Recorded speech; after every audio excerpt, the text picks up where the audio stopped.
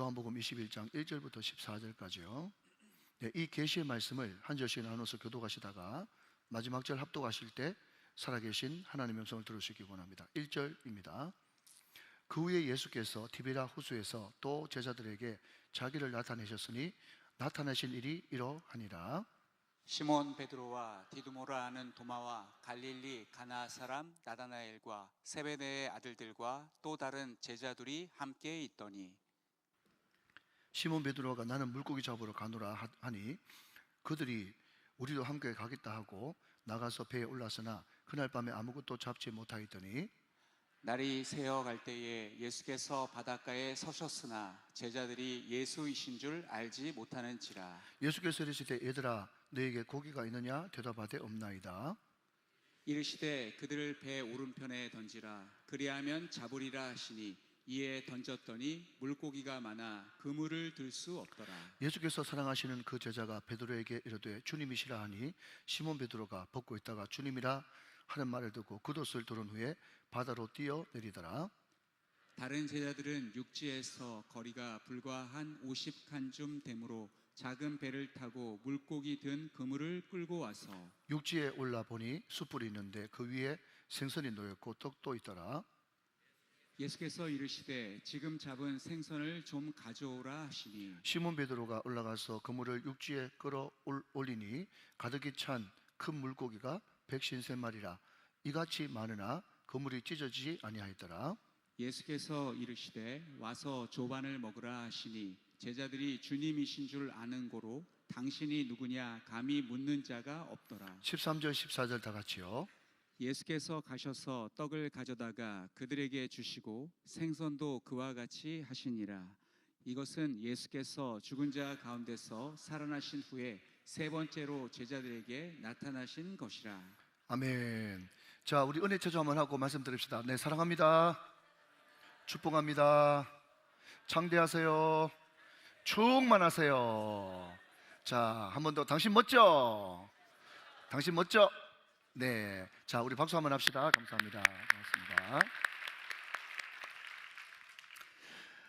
여러분, 제가 지난 금요일 날 이제 막달라 마리아 또 다른 마리아에 대해서 이야기를 한 것 기억하시죠? 여러분, 물론 맞는 것이 거의 대부분이지만 찬송가는 성경이 아니기 때문에 찬송가 중에서 가사가 좀 애매하고 신학적으로 맞지 않는 것이 많이 있습니다. 간단하게 두 개만 소개시켜드리면, 여러분, 마귀들과 싸울지라, 그것도 제가 신학적으로 맞지 않다고 그랬어요. 왜냐하면 마귀 혹은 사단은요 타락한 천사장이기 때문에 단수입니다. 단수. 원어에도 단수예요. 그렇기 때문에 마귀들이라고 하는 복수를 쓰면 신학적으로 안 맞습니다. 그래서 그럼 목사님 어떻게 고쳐야 되는데요?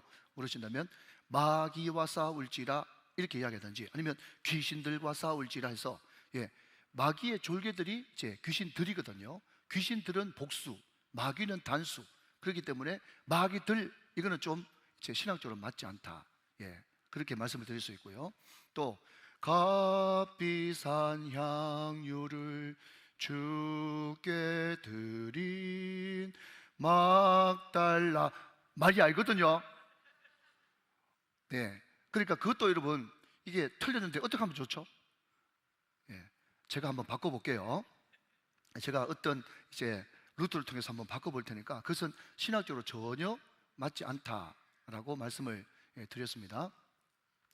누가복음 7장에 나오는 무명의 어떤 한 여인, 죄인인 한 여인, 그리고 이 누가복음 8장에 나오는 7귀신 들렸다가 고침받은 막달라 마리아가 막 섞여져 가지고 그런 일이 발생했다고. 그게 AD 591년에 그레고리 1세라고 하는 교황에 의해서 그런 실수가 저지러졌고, 그 뒤에 교황청에서 그리고 또 신약의 모든 학자들이 바로 교정하는 일이 있었다라고 말씀을 드렸습니다.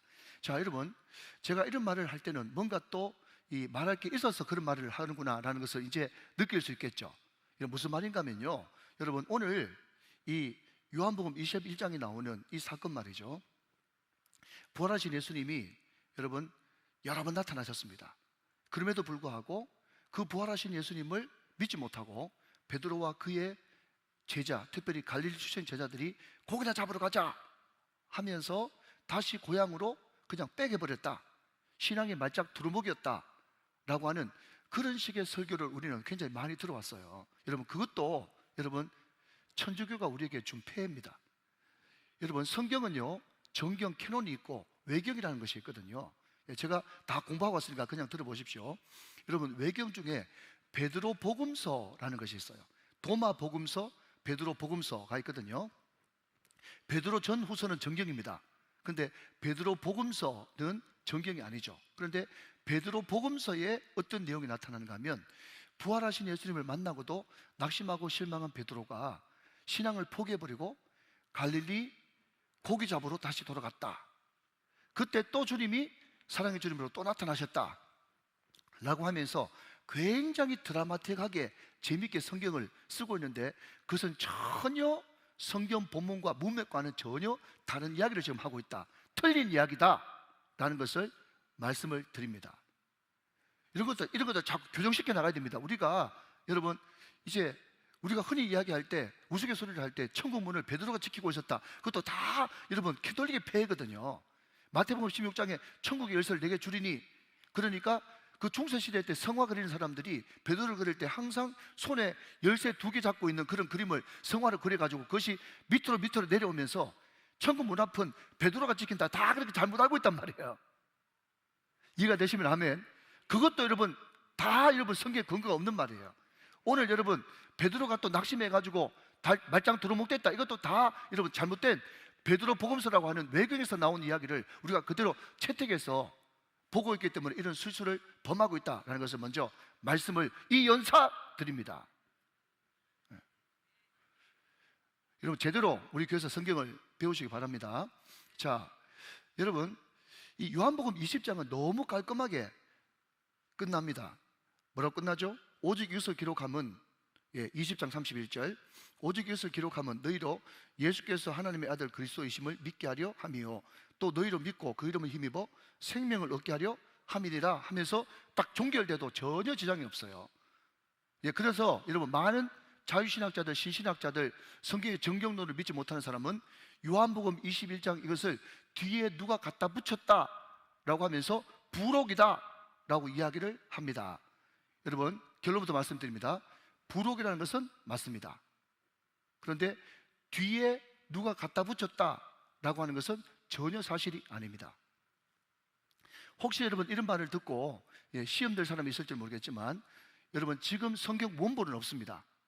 성경 수많은 사본들, 그것을 다 서로 크로스 체크해 가지고 여러분 우리는 정경론을 여러분 교회 공의에서 정한 것입니다. 성경 원본은 지금 남아있지 않습니다. 그런데 성경의 수많은 사본들은 있습니다. 그런데 요한복음 21장의 이 내용이 성경의 수많은 사본들의 하나라도 요한복음 21장이 사본에 없으면 뒤에 누가 끌어붙인 거라고 이야기할 수 있겠지만, 지금까지 발견된 수많은 성경 사본들의 요한복음 21장은 다 여러분 붙어 있어요. 여러분, 장절을 나눈 것이 얼마 되지 않습니다. 역사가 500년도 채 될까 말까요. 그 전까지는 다 요한복음이면 요한복음 통으로 있어서 통. 무슨 말인지 알겠죠?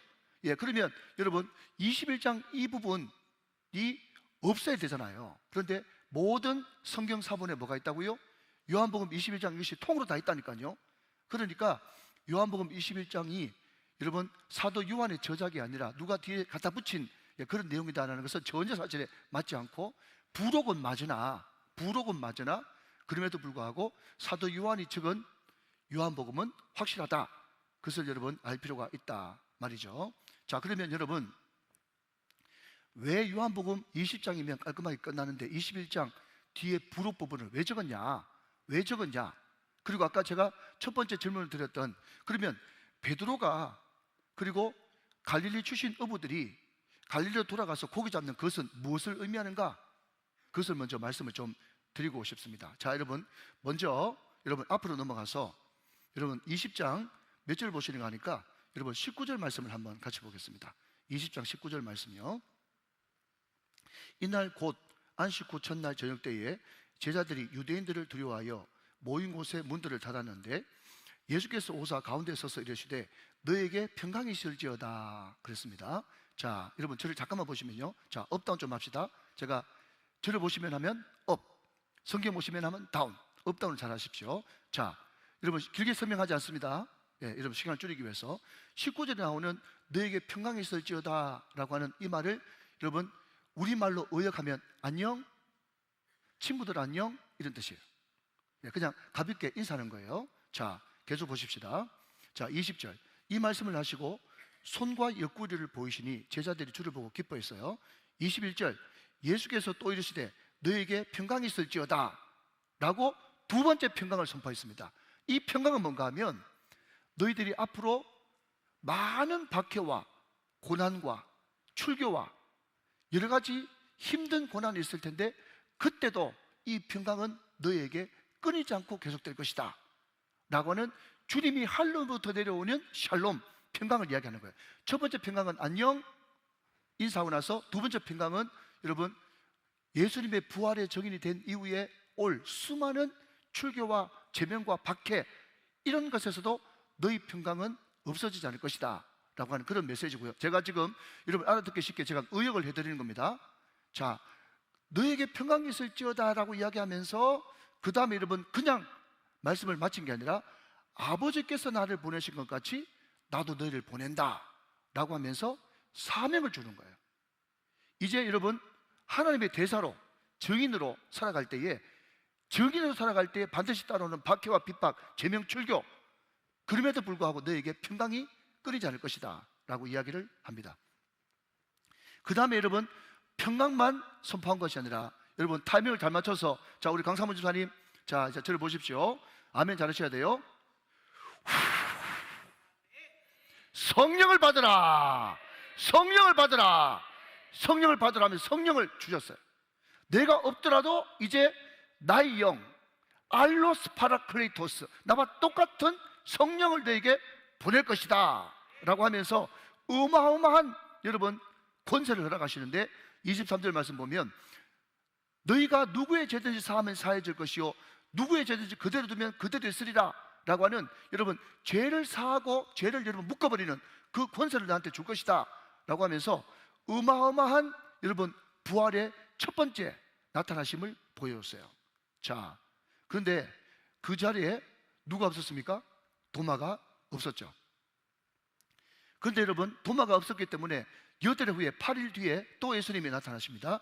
26절 말씀 20장 26절 여덟 해를 지나서 제자들이 다시 집 안에 있을 때에 도마도 함께 있고 문이 닫혔는데 영으로 발하신 주님이 문 닫혔는데도 여러분 그냥 통과하셔서 나타나셨어요. 예수께서 오사 가운데 서서 이르시되 너에게 평강이 있을지어다.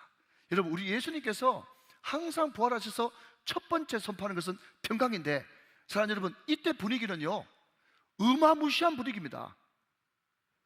예수님 믿는 것 때문에 잡혀갈까 봐 벌벌 떨고 있는 어마무시한 분위기였다고요. 그러나 예수님이 오시면 평강이 임합니다.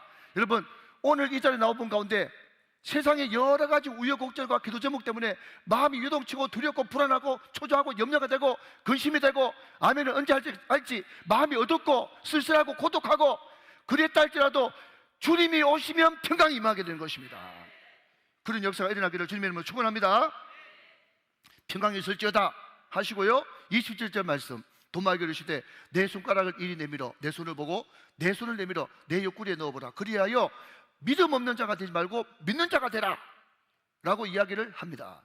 그때 여러분 도마가 자 그 다음 28절 띄워주시면 도마가 그 부활하신 주님을 만나고 나의 주님이시요 나의 하나님이십니다 라고 이제 확실하게 주님을 믿었습니다. 그랬더니 우리 주님께서 이제 다시 나타나지 않을 것 같이 이제 성령을 보내니까 사실 논리적으로 따진다면 예수님이 다시 나타나실 필요는 없어요. 그러면서 한 번 더 이제 나타나는 것은 이걸로 끝이고 너희들이 성령을 통해서 보이지 않아도 믿는 자가 되라 라고 하면서 29절을 띄워주시면 좋겠습니다. 도장을 꽝 찍어주십니다. 예수께서 이르시되 너는 나를 본구로 믿느냐? 시작. 보지 못하고 믿는 자들은 복이 있도다 하시니 라고 하면서 여러분 이제 종교를 하고 우리 주님이 이 요한복음을 기록한 여러분 모든 목적을 다 완수하셨습니다. 왜? 도마까지 의심 많은 도마까지 여러분 믿고 생명을 얻었지 않습니까? 요한복음 기록 목적이거든요. 요한복음을 왜 기록했다고요? 이것을 기록하면 너희들이 이것을 믿고 생명을 얻게 하기 위해서 이것을 기록했다라고 했기 때문에 마지막 의심 많은 도마까지 여러분 믿고 생명을 얻었기 때문에 요한복음 20장까지 깔끔하게 마무리가 된 거예요. 자, 그러면 여러분 궁금합니다. 여러분, 그 부활하신 주님을 두 번이나 연거푸 봤던 베드로는 어떻게 보면 무덤에서까지 봤으니까 세 번 봤죠? 그죠? 그리고 여러분 이 14절 말씀에 제자들은 세 번이지만 베드로와 요한 같은 경우는 네 번 보게 된 겁니다. 그러면 부활하신 주님을 세 번이나 목격한 그 베드로가 갈릴리에 왜 갔냐? 제가 여러분 서두에 뭐라고 그랬습니까? 실망하고 낙심해가지고 갔다, 그렇게 이야기했지 않습니까? 그게 캐톨릭에 나오는 베드로 복음서에 나오는 이야기인데 그거 아니라고 이야기를 했잖아요. 그럼 베드로가 왜 갔냐 궁금하시죠? 자, 여러분 성경 확인해 드립니다. 마태복음 28장 7절 말씀 같이 보겠습니다. 마태복음 28장 7절 말씀. 마태복음 28장 7절 말씀. 자, 한번 읽어주시죠. 시작. 또 빨리 가서 그의 제자들에게 이르되 그가 죽은 자 가운데서 살아나셨고 너희보다 먼저 갈릴리로 가시나니 거기서 너희가 배우리라 하라. 보라, 내가 너희에게 일렀느니라 하거늘. 우리 주님께서 갈릴리로 먼저 가겠다라고 이야기를 하셨다는 거예요. 막달라 마리아와 부활의 증인들에게 제자들이 가서 일러주라, 그렇게 이야기했습니다. 자, 여러분 하나 가지고 양이 안 차시죠? 안 찬다고 이야기하세요. 자, 여러분 마가복음 16장 7절도 또 봅니다. 마가복음 16장 7절 또 한 번 더 읽어주세요. 시작. 가서 그의 제자들과 베드로에게 이르기를 예수께서 너희보다 먼저 갈릴리로 가시나니 전에 너희에게 말씀하신 대로 너희가 거기서 배우리라 하라 하는지라. 우리 주님이 갈릴리로 먼저 간다고 이야기하셨어요.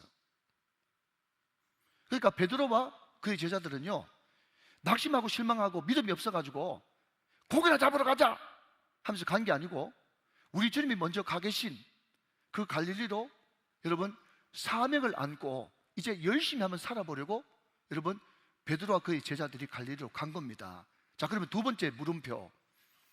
그러면 예수님이 이제 더 이상 안 나타나고 성령 받으라고 하면서 이제 성령과 함께 동행하고 내 없더라도 신앙생활 잘해라 라고 했던 그 말씀은 뭐고 21장에 나타난 건 또 뭐냐? 궁금하지 않습니까? 궁금하시죠? 그죠? 자, 여러분 제가 이렇게 한번 바꾸어서 예를 한번 들어보겠습니다.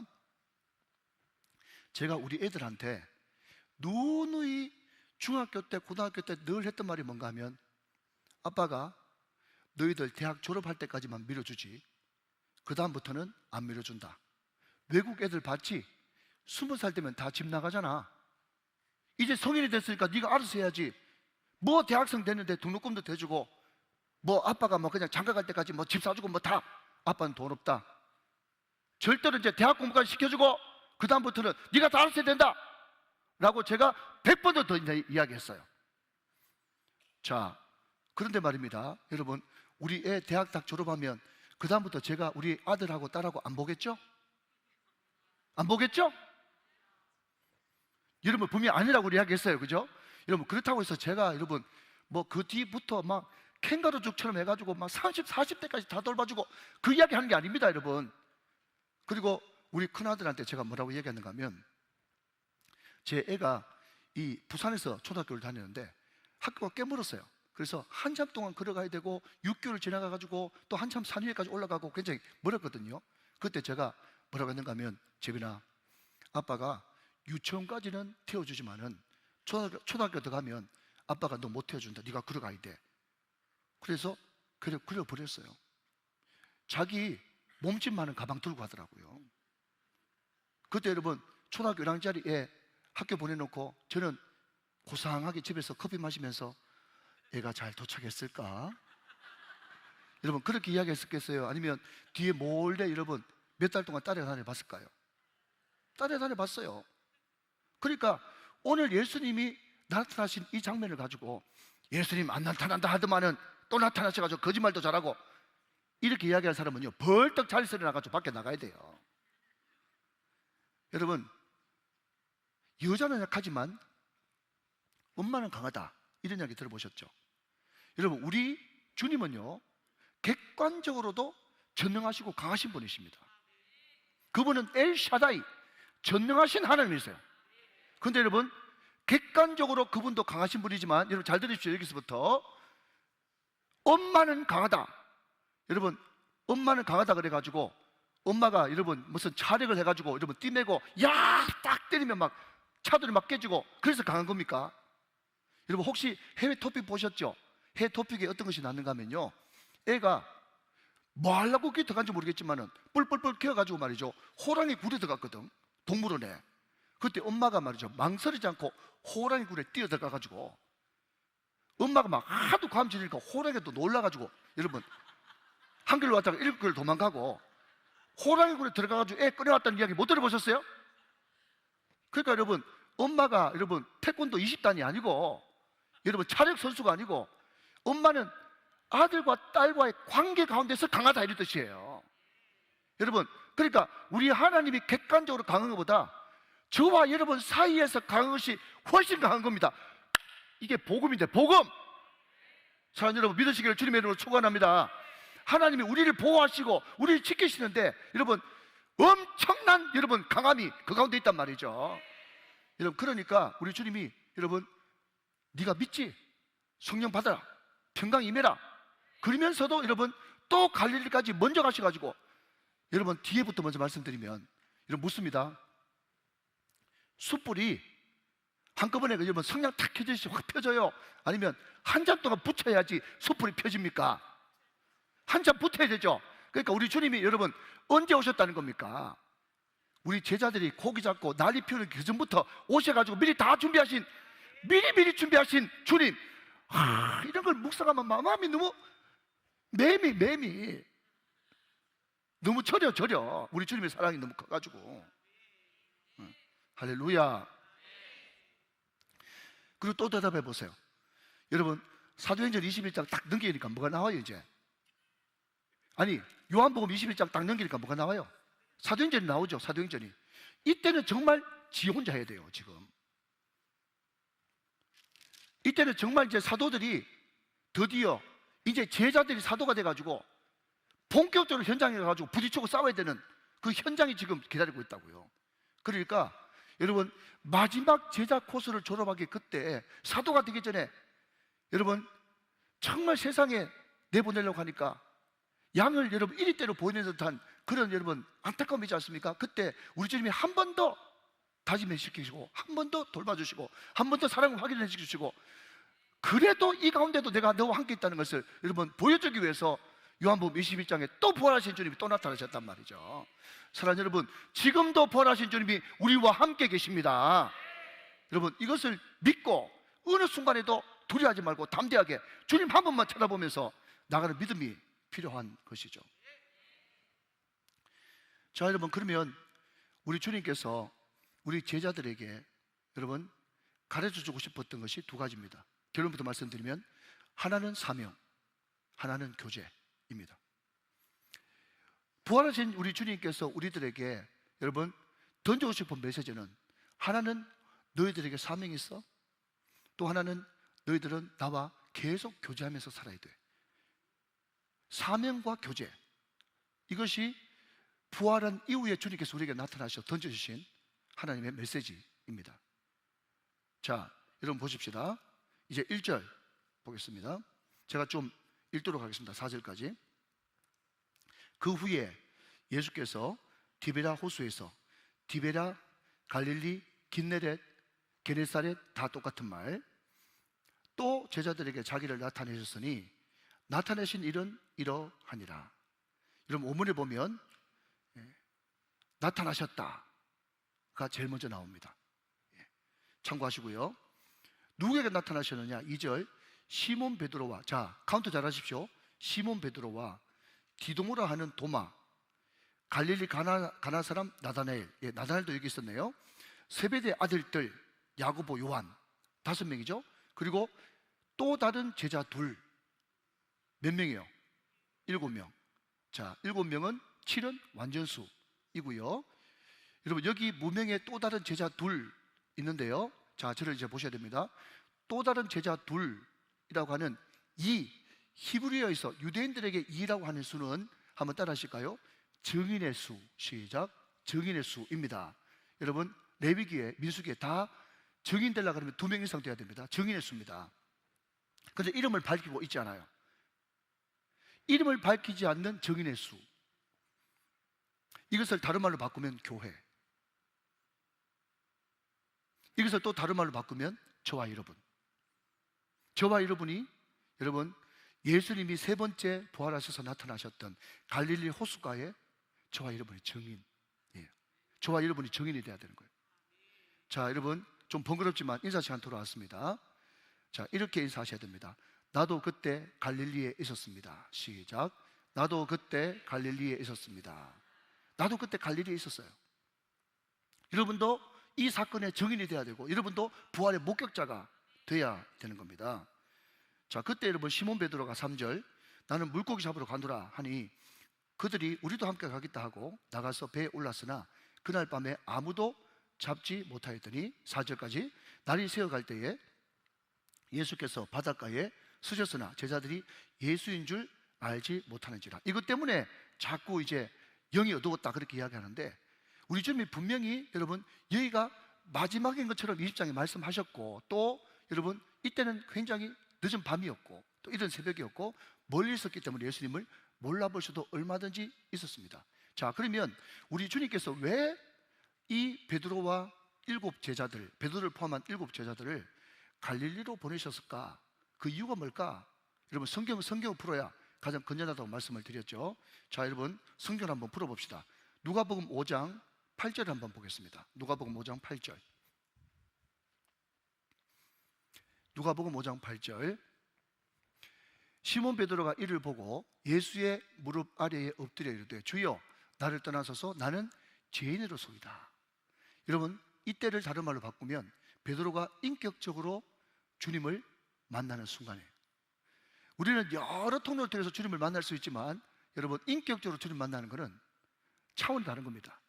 그러니까 갈릴리에 보내시고, 여러분 이때도 고기를 하나도 못 잡다가 주님께서 깊은 곳에 그물을 던져라 해가지고 고기를 많이 잡았던 이때를 다시 한 번 더 리마인드 시키면서, 리셋 시키면서 여러분 다시 한 번 더 첫사랑을 회복시키시고 첫 사명을 회복시키는 그 예수님의 기가 막힌 연출을 한번 보시기를 바랍니다. 자, 여러분 이제 10절 한번 보시겠습니다. 10절. 누가복음 5장 10절. 자, 같이 한번 읽어보실까요? 시작. 세베대의 아들로서 시몬의 동업자인 야고보와 요한도 놀랐습니다. 예수께서 시몬에게 이르시되 무수하지 말라. 이제 후로는 내가 사람을 취하리라 라고 하면서, 여러분 이 갈릴리 호수에서 베드로와 세베대의 아들 야고보와 요한, 여기 등장하는 7명 중에 벌써 3명이 포함되어 있지 않습니까? 이 사람들한테 뭘 주셨어요? 인격적으로 만나주시고, 그리고 사람을 낚는 어부가 될 것이라고 하는 사명을, 여러분 이 사람들이 오래전에 여러분 콜링 받을 때 갈릴리 호수에서, 갈릴리 바다에서 그런 일이 있었는데, 다시 한 번 더 여러분 그 사명을 재인식시켜주기 위해서 우리 주님이 그렇게 하신 겁니다. 여러분 이스라엘 성지순례를 가보신 분들 다 알겠지만 그 이스라엘이라고 하는 그 중동 지역은요 굉장히 날씨가 뜨겁기 때문에 낮에는 고기를 못 잡습니다. 왜냐하면 너무 수면이 더워가지고 물 밑으로 다 내려가 버리거든요. 밤만 되면 여러분 이제 기온이 서늘해지기 때문에 다시 물 위로 올라옵니다. 그리고 이 사람들 베드로와 야고보 요한은요 평생 수산업에 종사한 사람입니다.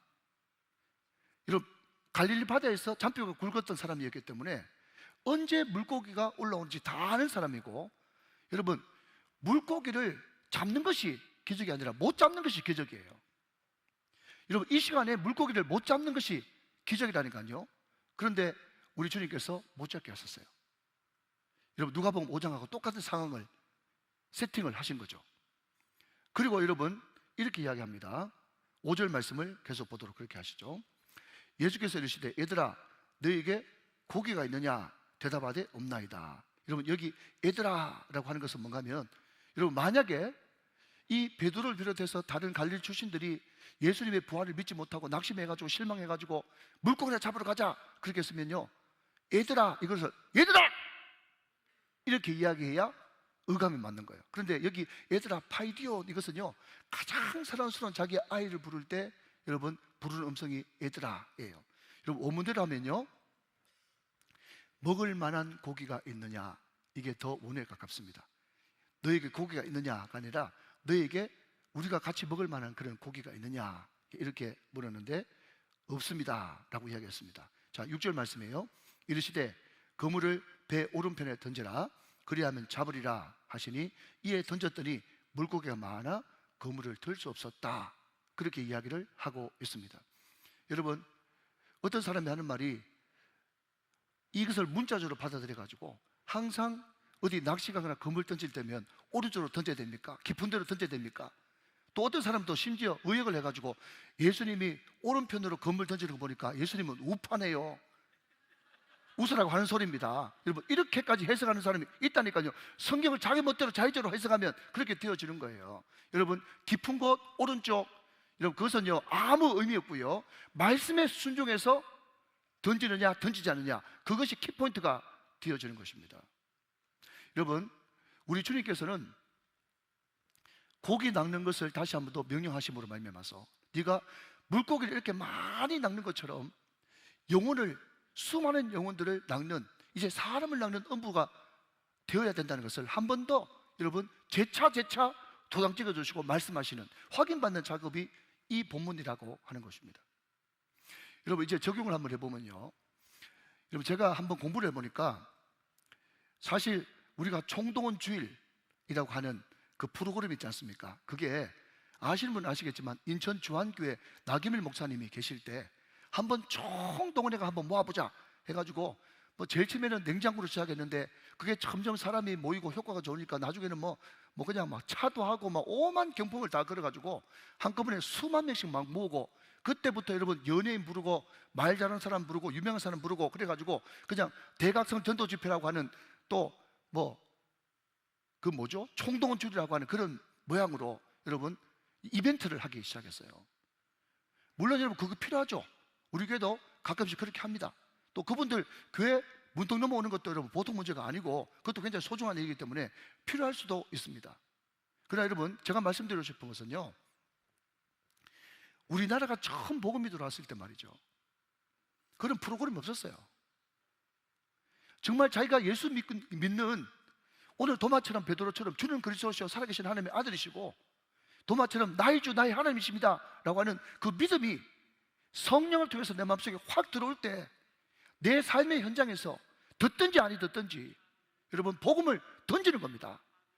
말씀을 전하는 것입니다. 그래서 수많은 사람들이 네가 그전에는 그런 사람이 아니었는데 네가 어떻게 하다가 완전히 이렇게 변해버렸냐, 나도 네가 믿는 예수 한번 믿고 싶다 그래가지고 그 사람의 삶과 그 사람의 말을 통해서 여러분 예수 믿고 죽게 돌아오는 그런 심령들이, 수많은 심령들이 있어가지고 우리 한국교회는 지금까지 부흥한 것입니다. 그런데 미국교회를 비롯해서 지금은 한국교회도 선진국 교회라고 제3세계 사람들이 다 이야기하는데요, 지금도 제3세계에 돈도 없고 자원도 없고 아무것도 없는 사람은 정말 돈 한 번 들이지 않는 거친 복음, 삶과 말을 통해서 복음을 전함으로 말미암아서 그 심령들이 예수 앞으로 나오고 이런 복음 앞으로 나오는 그런 구원받는 역사가 일어나는데, 이상하게 미국이나 구라파나 여러분 한국이나 수많은 맨파워와 수많은 여러분 재정을 들여가지고 그렇게 많이 뿌려가지고 복음 축제를 하는데도 나중에는 어중이 떠중이 다 들어와가지고 그것을 분별해내는데, 그걸 골라내고 섞어내는데 더 많은 에너지를 빼버리는 이런 현상이 벌어지고 있단 말이죠. 여러분 묻습니다. 여기에 153마리가 잡혔어요. 그 뒤에 보면요. 그런데 오늘 성경 말씀 보니까 153마리 가운데 한 마리도 쓸데없는 고기가 있어가지고 150마리 가운데 다 버려버리고 나니까 10마리밖에 안 남았네. 그 성경책에 있습니까 그게? 그래서 어떤 사람이, 여러분 그냥 흥미로운 이야기니까 한번 들어보십시오. 옆으로 잠깐 나가서 이 제롬이라고 하는 여러분 중세시대 신학자가 있거든요. 그 제롬이라고 하는 학자가 또 연구를 했어요. 왜 153마리인가? 라고 질문 던졌습니다. 그러니까 질문을 하면 답을 이제 나와야 되잖아요. 그런데 그 당시에 여러분 그냥 들으십시오. 저도 그냥 믿지를 못하겠는데 그러니까 그럴싸해가지고 소개해드리는 거니까. 그래서 재밌으니까 한번 들어보십시오. 그 당시에 유대인들, 그 어류학자들 다 그 사람들 이제 그 학문을 빌려보니까 갈릴리 바다에 의종이 총 153종류가 있었대. 그러니까 153마리 잡았다는 것은 뭔가 하면요, 이 갈릴리 호수에 있는 모든 어종의 물고기들 다 잡았다, 이런 뜻으로 해석할 수 있다라고 이야기해요. 또 여러분, 100은 이방인의 수, 50은 유대인의 수, 3은 하나님의 수. 그래서 하나님이 유대인들과 이방인들을 다 한 건물 안에 모으신다라고 하는 성교적 차원에서 접근할 수 있다, 이 말도 상당히 근거는 없지만 은혜가 되는 그런 이야기예요. 근데 중요한 것은 여러분, 이 제롬이 놓치지 않았다는 것은 뭔가 하면 153마리의 큰 물고기를 잡았지만은 오히려 반문합니다. 뭔 반문한 줄 아십니까? 그렇다고 그물 찢어졌냐? 이것도 굉장히 은혜로운 이야기인데 아멘 안 하시네. 153마리 다 잡았지만, 그 큰 물고기 153마리 엄청나게 많이 잡았지만 그물 찢어졌냐? 찢어졌냐? 안 찢어졌지? 하나님은 얼마든지 여러분 그것을 감당하고도 남음이 있는 넓은 하나님이시다 말이죠. 여러분, 우리는 사람 낚는 어부가 돼가지고 이방인에게도 유대인에게도 여러분 전 세계 열방 가운데 가서 모든 종족과 모든 백성과 모든 방언의 수많은 심령들에게 복음을 전해서 여러분 거물이 찢어져 가지고 이렇게 해가지고 되겠나 라고 여러분 할 정도의 여러분 그런 영혼 구원에 나서도 전혀 하나님은 다 감당할 수 있고 다 처리할 수 있는 폭넓은 하나님이시고 능력의 하나님이시다 말이죠. 사랑하는 여러분, 꼭 믿게 되시기를 주님의 이름으로 축원합니다. 축복합니다. 자, 여러분 잘 들어보십시오. 창세기에 등장하는 하나님의 천지 창조는요, 우주 삼라만상을 다 만드시고 맨 마지막 날 인간을 창조하셨어요.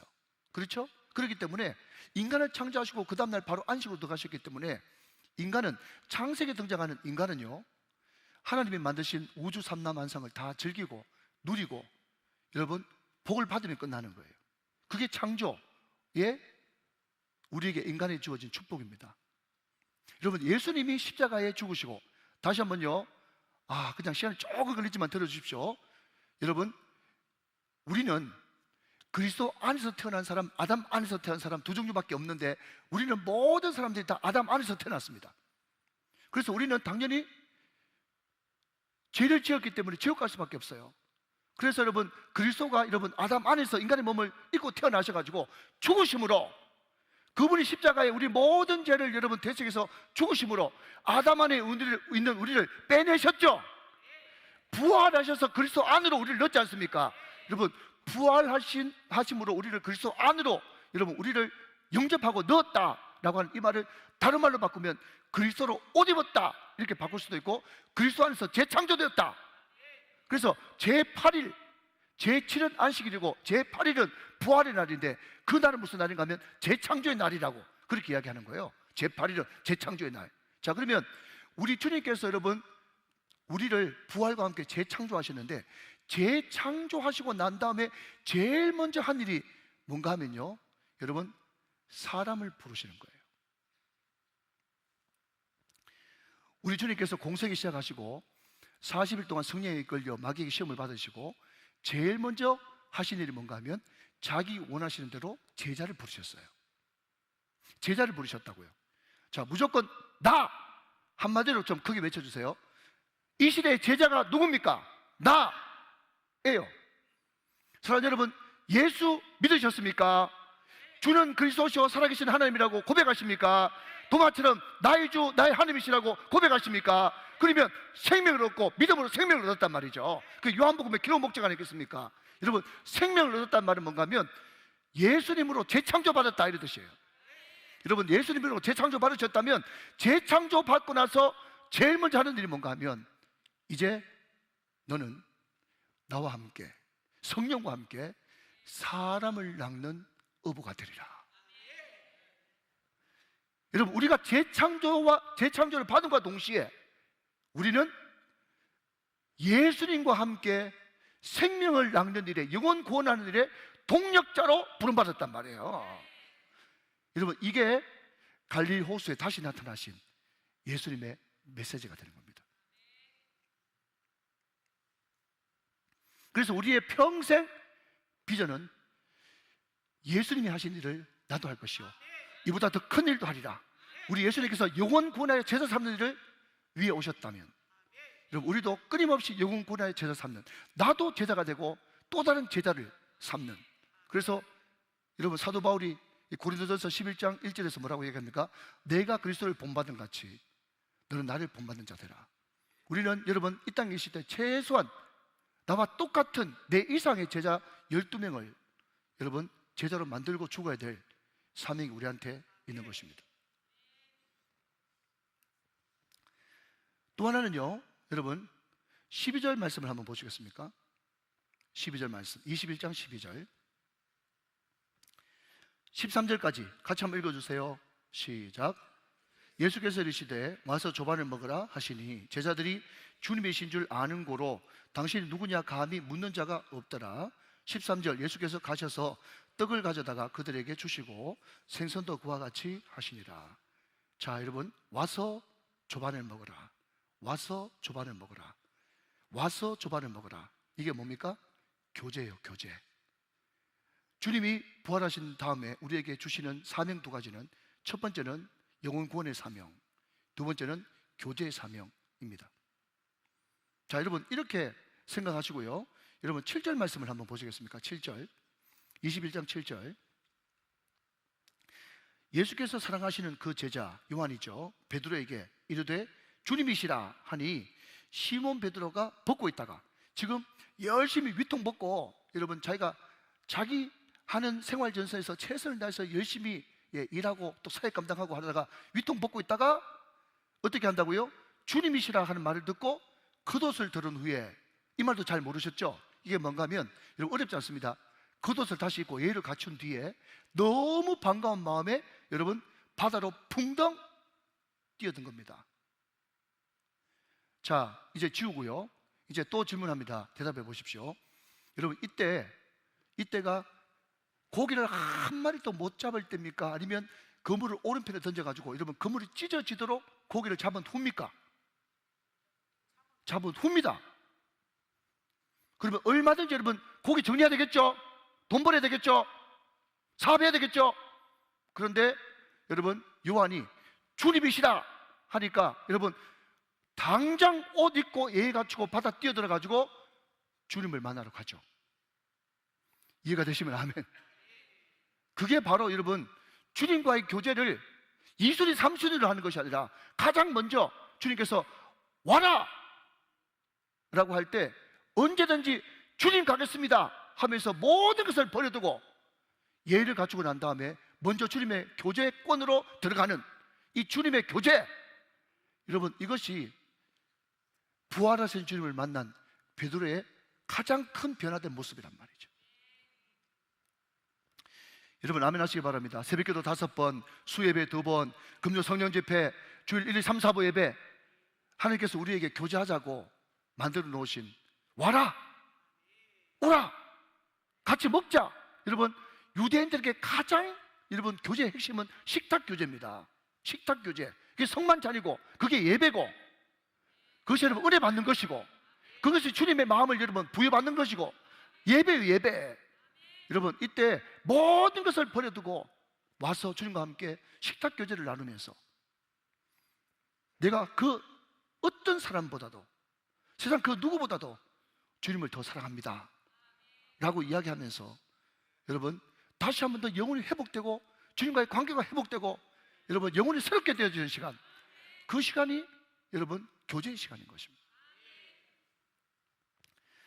여러분 어떤 사람은 여러분 사명 감당, 전도하고 선교하고 직장에 나가고 사업하고 여러분 이것 때문에요 자기 영혼을 잃어버려요.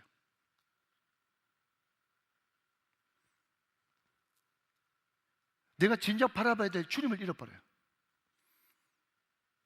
그리고 어떤 사람은 여러분 교제에 너무 집중하고 세상을 등한시하니까 세상에 있는 영혼들을 잃어버려요.